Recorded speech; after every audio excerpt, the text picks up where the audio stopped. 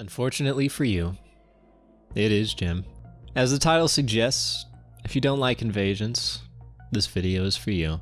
If you do like invasions, this video is also for you. If you haven't tried invasions or haven't been invaded yet in a Souls game or any other game for that matter, this video will still be for you. Elden Ring is releasing in about a month, and if you plan on playing that game, invasions will most certainly be in your future, much to the happiness of some and the chagrin of others. If any of you out there are indifferent on the matter, then you're the blessed ones. Today we're going to be talking about the polarization that invasions have caused in the community since the early days of Demon's Souls back on the PlayStation 3. We're going to have a nuanced discussion, or at least try to. I want to recount some history and measure both the merits and demerits of having such an online mechanic. There are many reasons why invasions could be a huge miss for some. Simultaneously, I want to highlight what is special about invasions and why they have acquired such a strong following over the years. This isn't exclusively a Souls topic either. In more recent times, other game developers have adopted the invasion mechanic in games like Deathloop, Dying Light, and the Watch Dogs series. This isn't a video just about the Souls-like genre, it's about invasion-likes.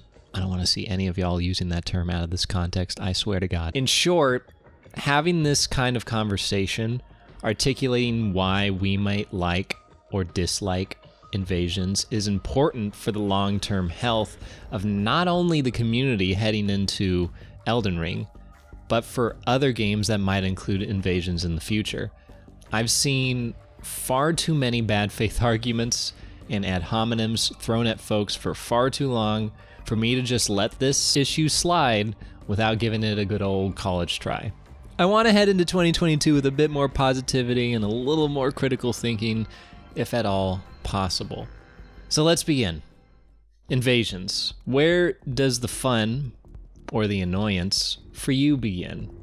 If you allow me to oversimplify game development for a little bit, don't worry, just stick with me here. There are two layers to understanding game mechanics, let alone invasions. There's the concept, or how the thing sounds on paper. Then there's the actual implementation, or how the thing plays, the gameplay.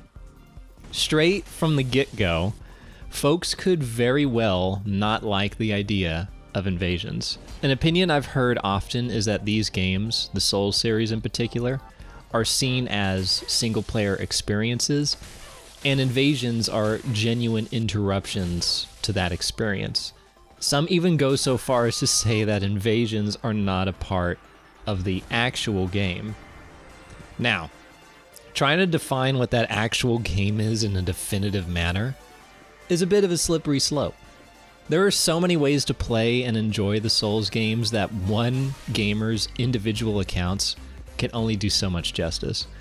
The actual game is you playing it, not listening to a nerd like me prattle on the internet about it.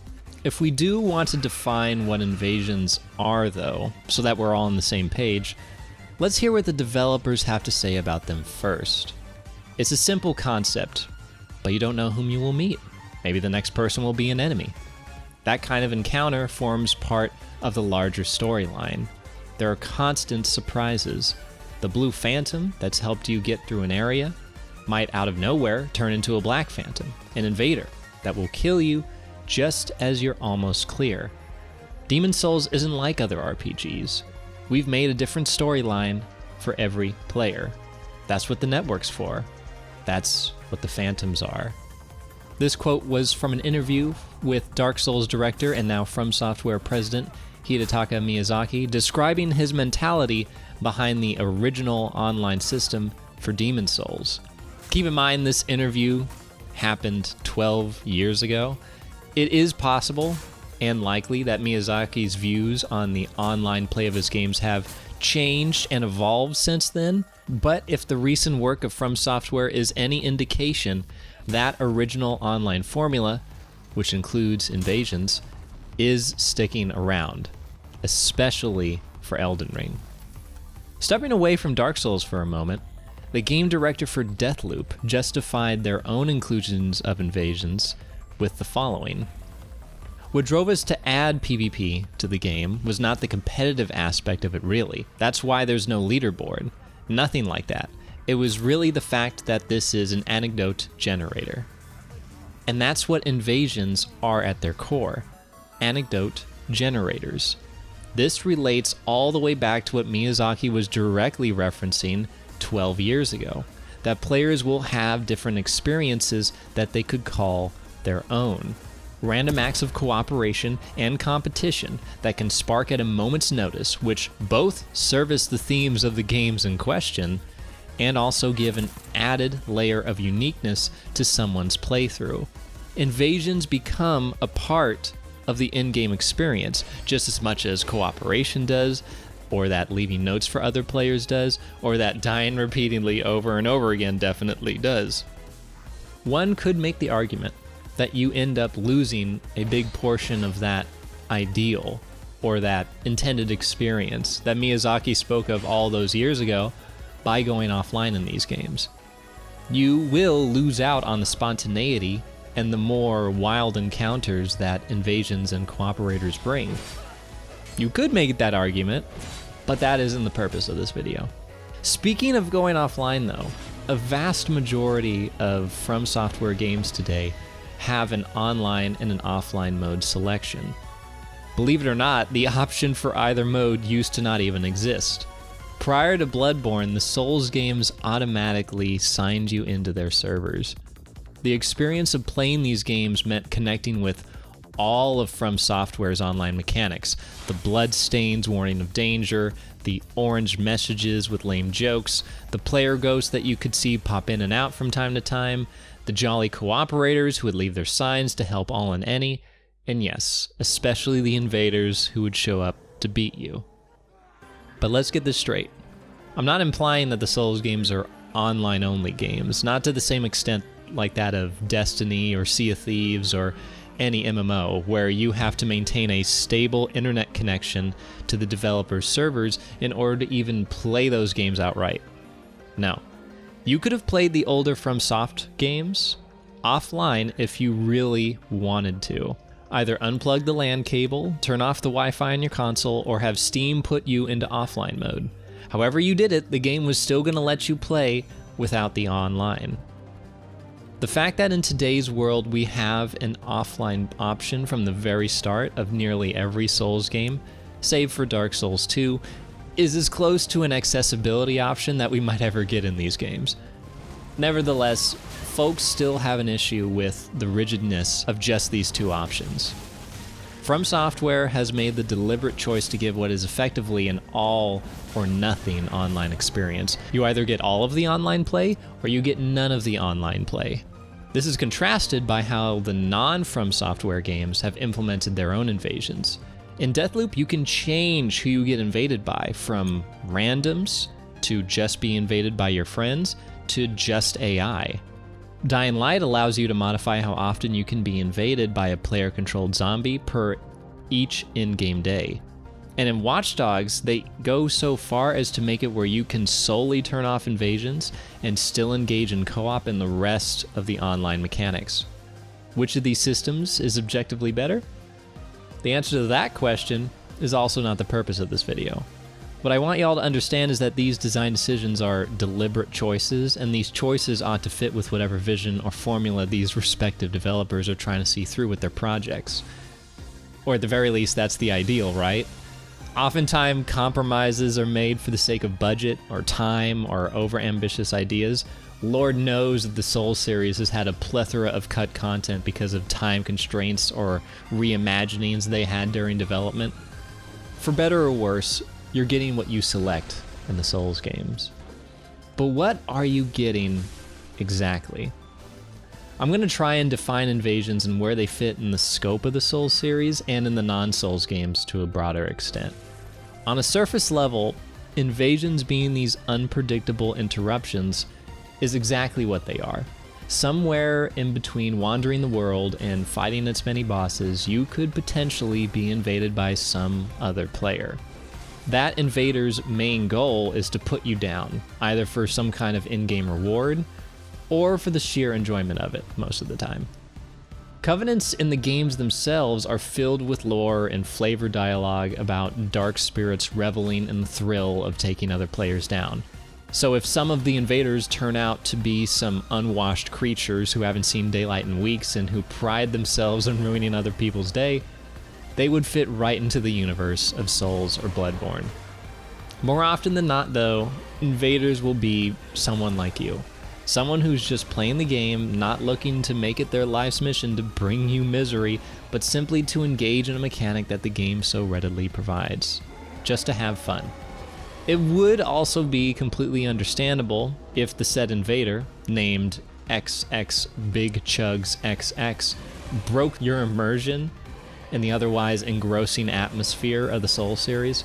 But immersion is a tricky word, and is entirely subjective to each individual player. Where one could find the online of Souls games obtrusive and unnecessary, another might be entirely engaged and entertained by all the unpredictable and eccentric surprises. Souls Online can be seen as a kind of playground where players essentially get to dress up their own dolls that can help or fight other players who dressed up their own dolls.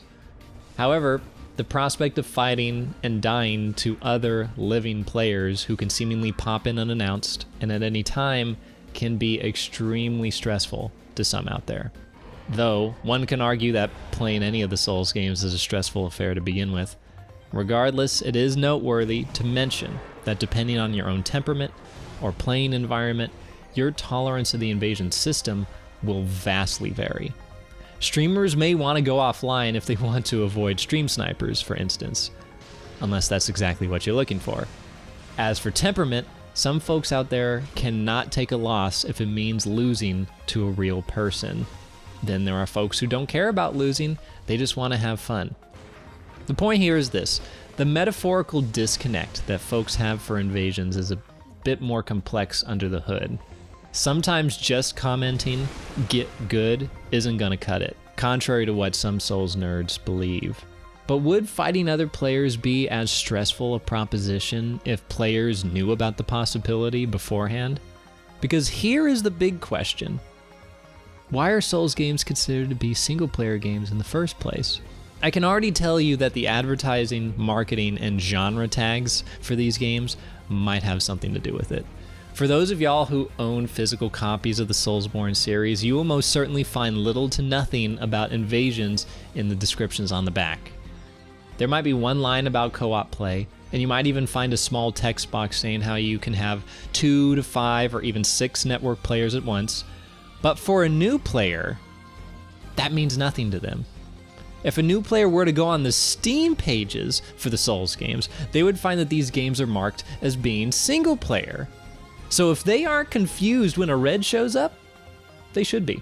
This is compounded by the fact that when you start up a Souls game and wants to log you into its servers, this is when you might see the offline or online options appear. What's more baffling, invasions or co-op are still yet to be mentioned. You, the player, have to dive into the descriptions of the in-game items in order to even get a smidge of an answer that competitive and cooperative play exists. That is, if you didn't already have any prior research about these games beforehand.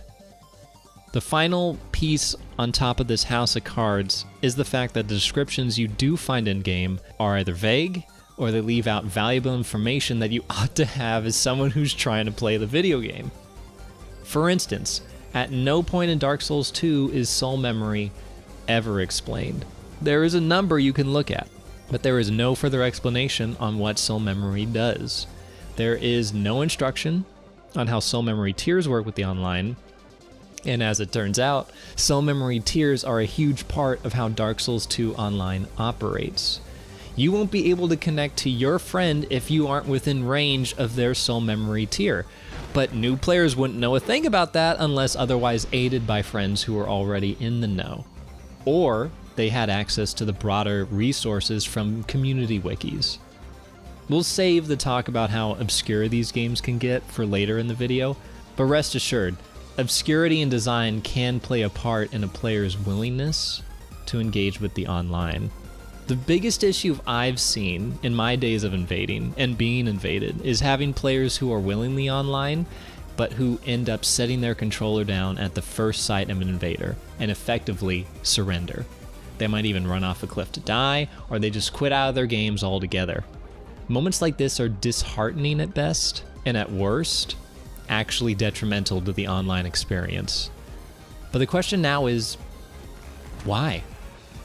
The players who go online just to give up, why? Is the issue with the concept of invasions or the gameplay of invasions? There is a distinction between the two, to what I mentioned earlier. You could have someone who's more than willing to engage and fight with invaders, but something in the gameplay, in the implementation, might sour the experience for them. By that logic, if the gameplay were improved in meaningful ways, would these players come around to invasions? Or is there a fundamental misunderstanding of what they can or cannot do? And for the folks out there who do like invasions or any Souls PvP in general, you're probably already aware of some glaring issues with the gameplay of these games. And that, my friends, is the real sticky stuff. We can sit here and paint some flowery language about how we think the ideal invasion might go. But we need to ask, how do invasions actually play? There are a variety of reasons why players might not want to engage with invasions or PvP in the Souls series. For now, I'm just going to list 6 common issues that players could face when dealing with the online. First and foremost, players could perceive that the loss of dying in these games is far too great when an invader comes in. I'm not talking about players being prideful or sore losers. I'm talking about what your in-game character loses upon death. Throughout the game, save for Bloodborne, you lost your human form, maybe even lost some of your total health bar, and you even dropped the souls you carried on you, aka the currency used for merchants and for leveling yourself up. If you had already been clearing out a level for 10 minutes only to die near the end because of an invader, you might feel a sense of lost progression, as if the past 10 minutes or so was all for naught and a waste. While I can't be the judge of whether or not you're right or wrong to feel disappointed or distressed or even angry when you die at that point, I can at least try to soften the blow by assuring you that the design of these games are specifically determined to make sure that you try again. There were, of course, several moments where I had to stop things and take a step back and consider the difficulty, Miyazaki says with a smile.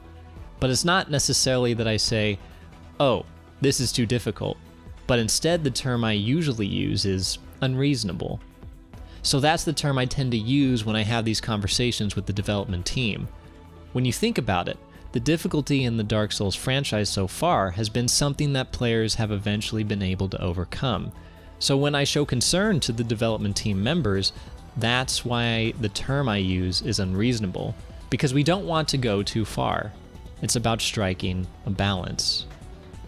If we were to get into the brass tacks, bust out the calculator, and count each and every soul that you could possibly find and even lose in the Souls games, we would find that dying holds little weight on your progression through the game. Yes, it brings you back to the start of the level. Yes, it respawns enemies that you may have to fight again. Yes, you might even get tilted in the process because your death may have been caused by a player. They may have even pointed you down. But technically speaking, what you can afford to lose is vastly outweighed by how far you can progress in the game world itself. Seeing players being able to beat these games without even leveling up is but one example that shows that whatever hundreds or thousands of souls you might lose on death doesn't mean that you can't beat the area you're having trouble with. You can do it. I believe in you, the developers believe in you, and they made these games. Moving on, let's talk about the rewards if you do win. What do these games give the player for deciding to tango with invaders, or vice versa? What doesn't help us here is that all of the games have varying rewards for both host and invaders in each entry. In Dark Souls 3, the most recent Souls game, the rewards for fighting online were perhaps the lowest they have ever been. Hosts just got souls if they beat an invader.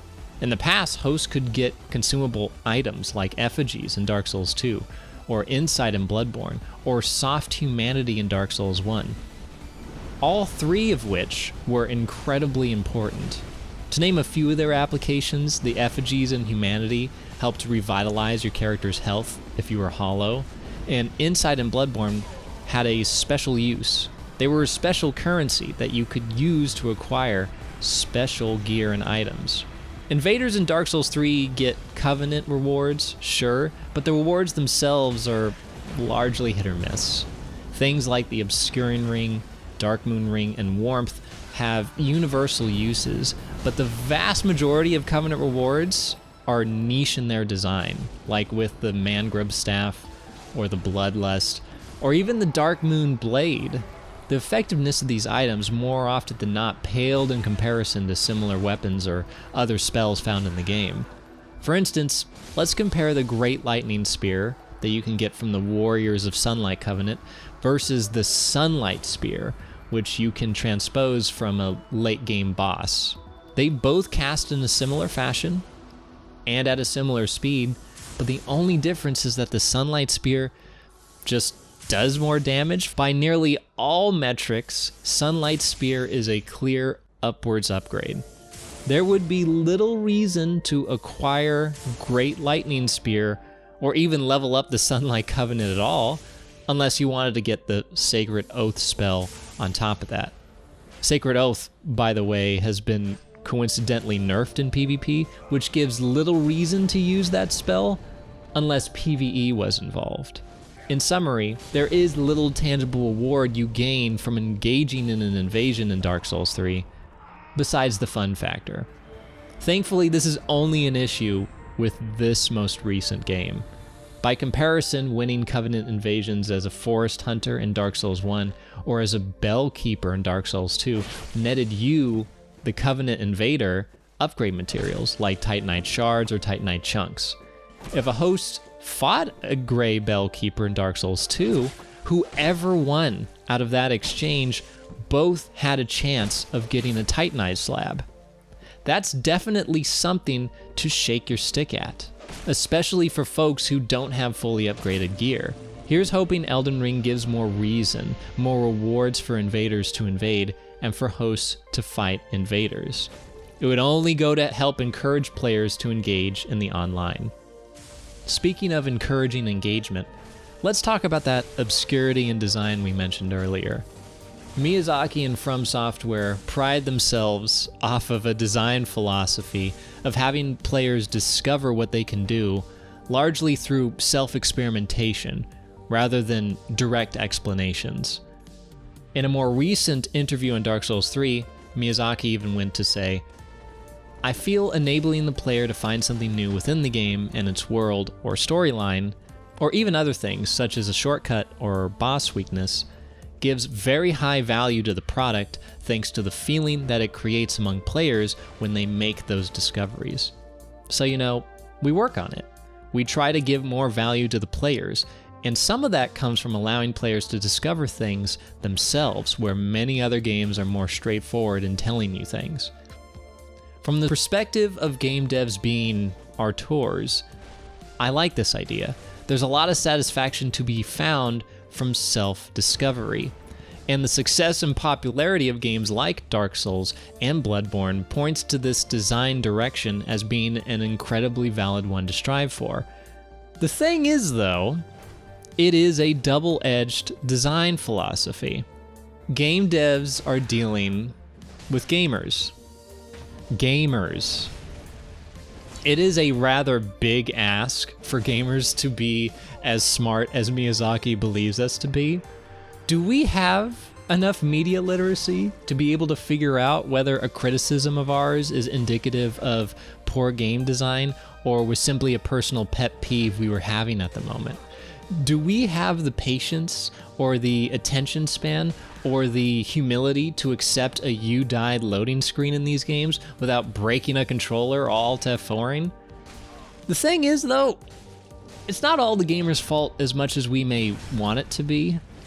From Software is often too obscure with some of their mechanics, both online and offline. Why does somebody have to go onto YouTube to look up a video of a nerd explaining what the breakpoints to the stats are in these games? Why do we have to look up videos on how the chalice dungeons work in Bloodborne? Why are we doing math calculations to figure out who we can connect with in co-op or an invasion? What is a soul memory tier? Why is there a lack of a proper PvP tutorial or an invasion tutorial for that matter? Now, don't get me wrong. I'm not asking for hand-holding. There is a difference between being given a spoon and being spoon-fed, especially when it comes to invasions and PvP and everything From Software has made to this point. But you see, game devs are educators in disguise. And there is some good news on that tutorial front with regards to Elden Ring. Slight tangent. Elden Ring is coming with pop-up tutorials that can not only be toggled in the menu, but that have a special tab in one of your menus that you can look back on if you want to remember them later. This will be the first game in a series of 6 to do so. I would call that progress. Because for years prior, Souls PvP and invasions have been incredibly unintuitive. Let's go through some examples. The first basic one is combat. While you can approach the PvE of all the games in the Souls series in a relatively similar manner, the PvP has been different every single time. Some games have true combos between attacks, some don't. Dark Souls 1 has passive poise, Dark Souls 3 has active poise, and Dark Souls 2 has an amalgamation of both. But the games never tell you how poise has changed from each entry. At all. All of the Souls games feature the Claymore. However, this weapon has had a slightly different moveset in each and every game.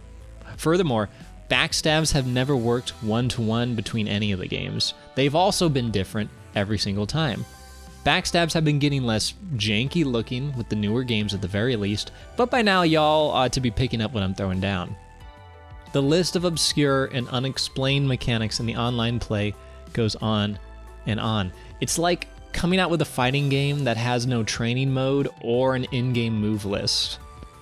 If you have been afraid to get into Invasions or the broader Souls Online because you found it confusing or too unexplained, you are not wrong for thinking so. The final 3 issues of this list are more specific and less conceptual than the prior 3, but these complaints have been incredibly consistent throughout the Souls series. Huge sour spots, in fact. Low-level invasions or twinking.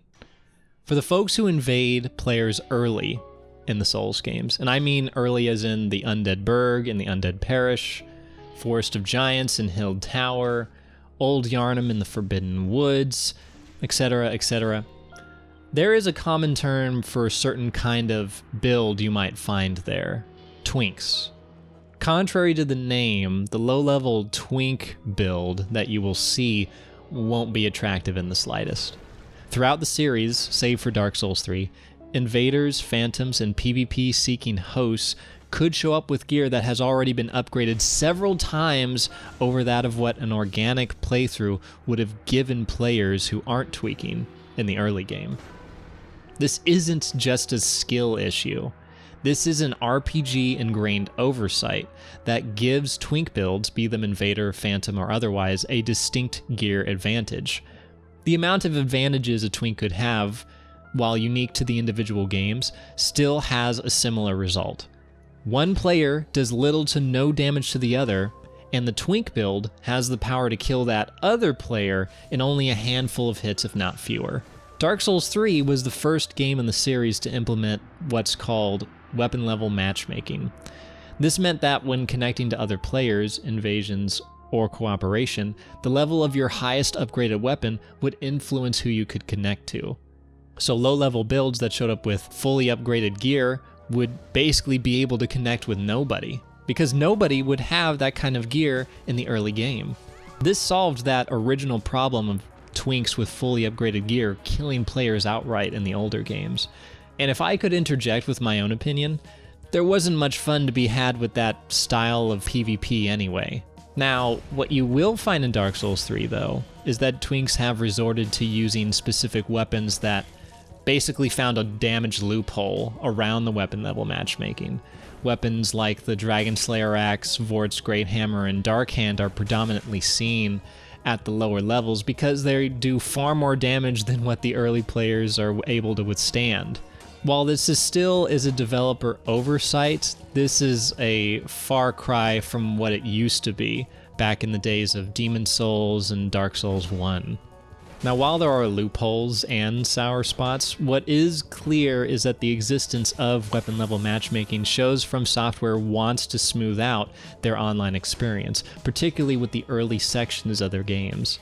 If you have been invaded and were totally demolished in some of the older games in the series, your deaths were not in vain.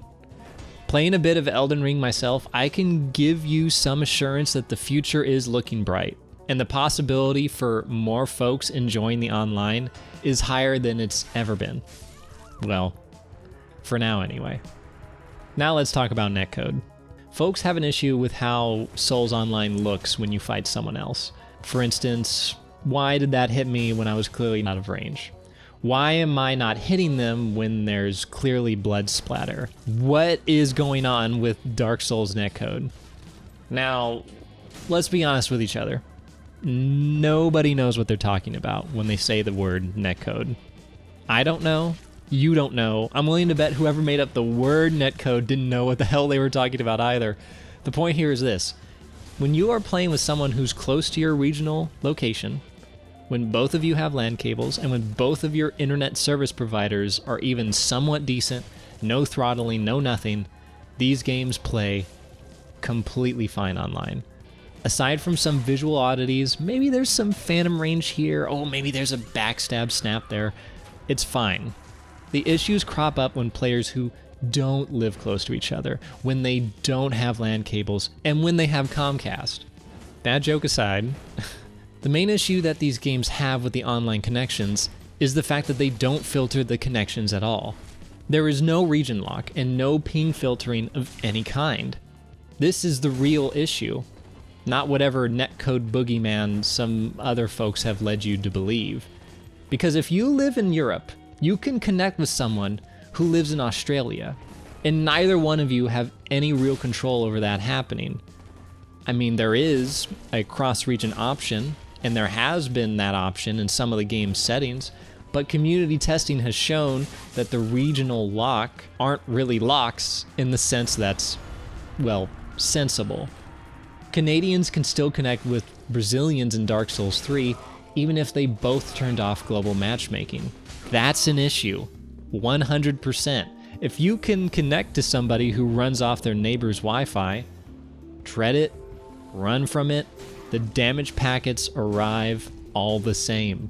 I think the issue most folks have with the netcode of these games is actually just high latency ping or straight up lost packets from terrible Wi-Fi. But believe me, I'm not blaming y'all who live across the world or who have Wi-Fi. I want a ping filter or a better region lock just as badly as you do. Would it be a controversial statement to ask for a higher quality of connections over a higher quantity of connections?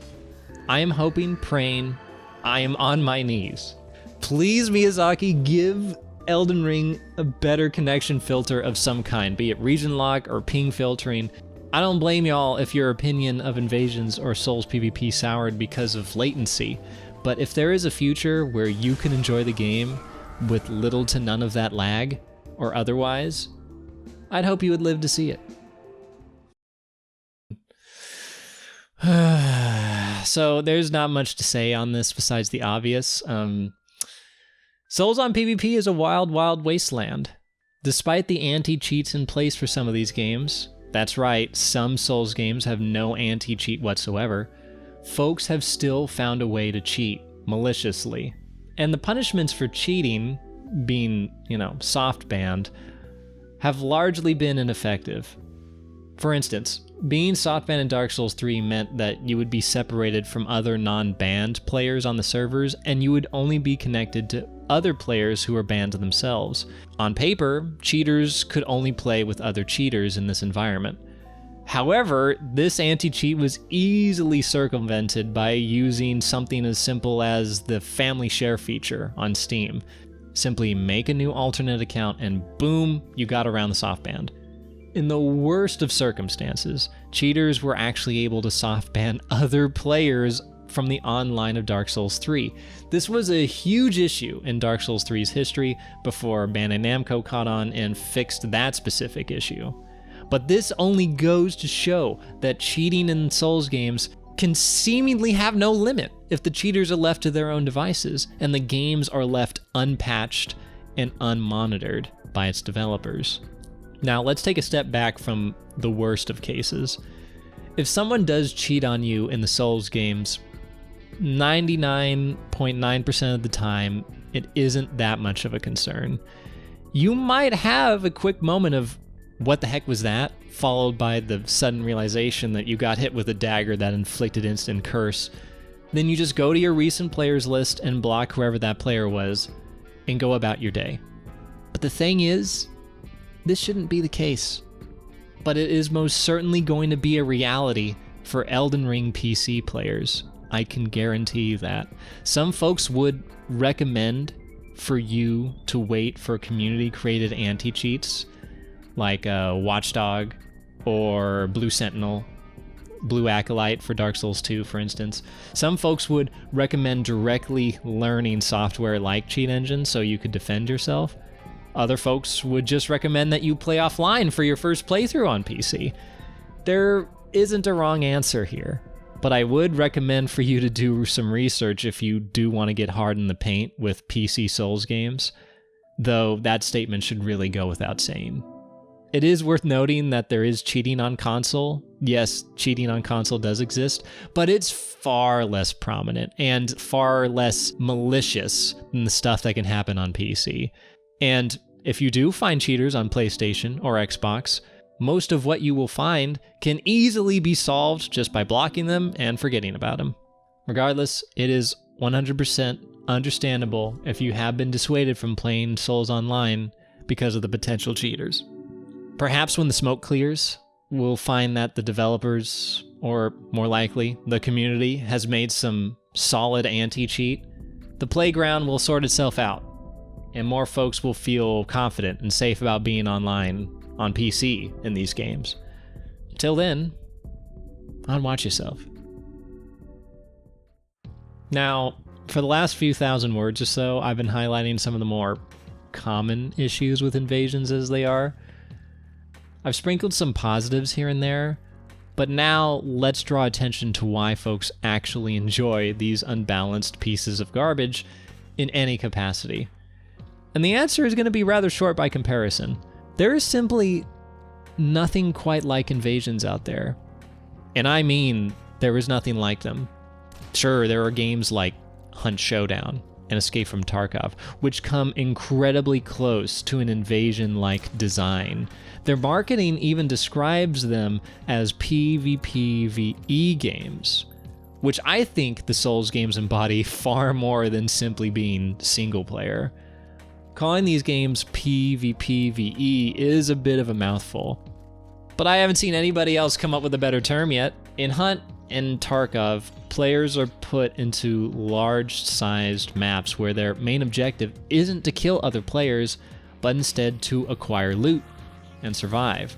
This loot can be acquired by hunting PvE bounties, like in Hunt, or by finding hidden stashes of currency throughout the map before leaving it all together, like in Tarkov. Killing players becomes a matter of necessity for some, and a genuine thrill for those who are actively looking for competition. Whether or not you even come across any players to fight is uncertain and spontaneous, just like invasions.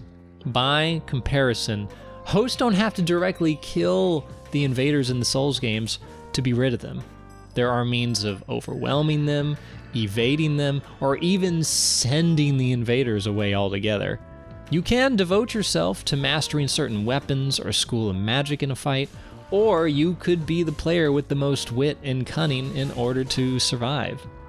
There is a lot of fun to be had with crafting builds or using the various items or tools at your disposal, which can battle spontaneity. In fact, battling spontaneity could become a favorite pastime of yours. Invasions are two sides of that same proverbial coin. Equal parts absurdity and entertainment. While chaotic and unpredictable, yes, invasions provide an environment that gives ample opportunity for satisfying moments of gameplay, more than what you would expect from a single-player game. Let's refer back to the anecdote generator mentioned earlier. What are anecdotes but short stories that are amusing memories to recall? For the first-time player, invasions could be these fleeting engagements that remain all the more special once they reach the credits screen. And that is considering if said player experiences only one playthrough of these games. Making new characters, placing down your soapstones, popping the red eye orb, and fully engrossing yourself in the online of Souls games can lead to even more moments and stories that can't be found elsewhere in gaming. This, of course, is still a flowery ideal. There are bumps in the road that could muddy the water for many players, especially if those players are going to play the older games on the Souls series. You know, the ones without the most recent balance changes and restructurings. Needless to say, there is still much that From Software will have to prove with Elden Ring when its day finally comes around. That much I can wholeheartedly agree on. Will it be a janky mess like the rest? Probably. But it's their biggest, jankiest mess yet. And that prospect has got a lot of people excited. With that being said, I hope we can all give Elden Ring and its invasions and its online a chance when it does finally arrive. I have my own biases about invasions. My channel is clear evidence of that. But the community of like-minded players and acquaintances I've met while goofing around with this supposed afterthought of a multiplayer mode, I wouldn't soon trade for the world. And who knows? You might find something similar too.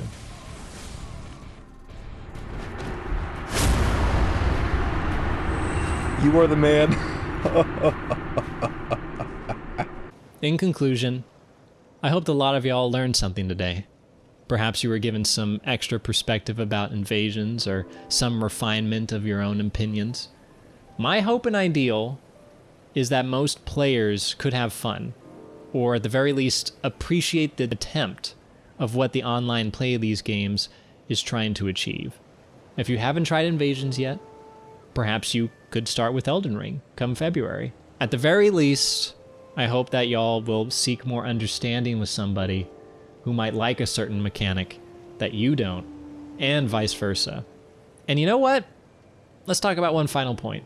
Remember how these games' main add point is that they're difficult, they're challenges, prepare to die. It's as if these games are difficult just for the sake of it. Well, here's a more recent interview segment with Miyazaki from 2016. It starts off with the interviewer saying, "As far back as 2009's Demon's Souls, your games have been renowned for their difficulty. What compels you to make such challenging experiences?" Miyazaki replies with, "I have no intention to make the games more difficult than other titles on purpose. It's just something required to make this style of game. Ever since Demon's Souls, I've really been pursuing making games that give players a sense of accomplishment by overcoming tremendous odds.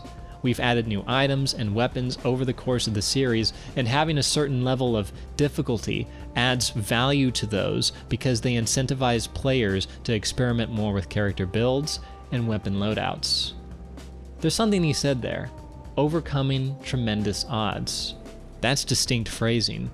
And almost leaves you determined to want to try it again. Now, I don't think these games are perfect, nor do I think they are balanced to a T. It would require a totally different video to critique every aspect of these games and how the spaghetti code just doesn't work all the time. But if you are beaten in any of the Souls games, before hanging up the towel, there is merit in a second go. If you lose to a boss, to an invasion, making progress in these games is all about one-upping your last attempt. Or better yet, think of it this way. Can you one-up your fun? Can you find that euphoria hit, that next big aha moment that perfectly encompasses your time spent trying again? This is what leads people to play these games again. Both the PvE, the PvP, the invasions, the challenge running, all of it. Because what is the purpose of all this difficulty, or the challenges, or the invasions, if none of it is fun or even slightly enjoyable? If you've made it this far, I want to thank y'all. If you're still hearing my voice right now, comment below with the following text, RIP, dislike button. I'll know you were a trooper. Here's to 2022. And be sure to tell someone you care about them, because you don't know what this year might bring. I'll see y'all next time. Until then, peace.